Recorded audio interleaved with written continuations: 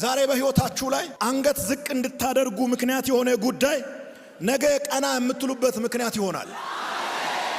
ዛሬ እንድትደበቁ ያደረገ ስቃይ ነገ ከተደበቃችሁበት በክብር እንድትገለጡና ለምስክርነት እንድትታዩ ምክንያት ይሆናል። የዛሬ ሁኔታ በሙሉ ይቀየራል። እስኪ ይቀየራል ይበላል። ኢየሱስ በተናገረው በዚህ ቃል ከድካም ወደ ኃይል፣ ከመተኛት ወደ መቆም፣ ከሽንፈት ወደ ድል፣ ከተስፋ መቁረጥ ወደ ሕይወት ተሻገረ። በምን?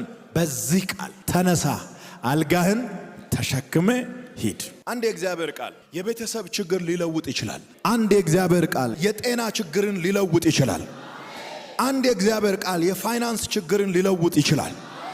አንድ የእግዚአብሔር ቃል የመንፈሳዊ ድካምን ሊለውጥ ይችላል። እስኪ አንድ ቃል በሉት ከኔ ጋር። ከዚህ በፊት አልጋው የድካሙ ምልክት ነበረ። ከዚህ በፊት አልጋው የሽንፈት ምልክት ነበረ። ዛሬ ግን የምስክርነት ታሪክ ሆነ። እርግጠኛ ሆኜ እናገራለሁ። ጠላት ይስማ። ዛሬ የምታለቅስበት ጉዳይ ነገ የምስጋና ምክንያት ይሆናል።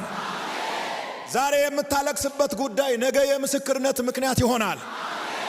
ዛሬ የምትጨነቅበት ጉዳይ ነገ የምስጋና ምክንያት ይሆናል።